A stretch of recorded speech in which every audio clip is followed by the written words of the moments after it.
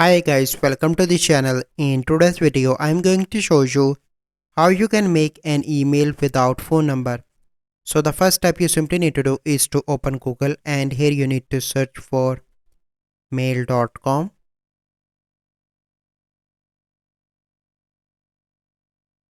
And once you are on that website, you simply need to click on sign up.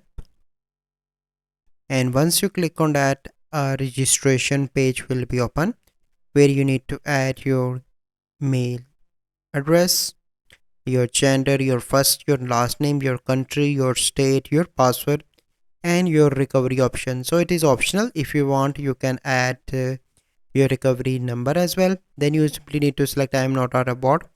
Then you need to click on I agree and create an email account now. So this is the process how you can make an email without phone number.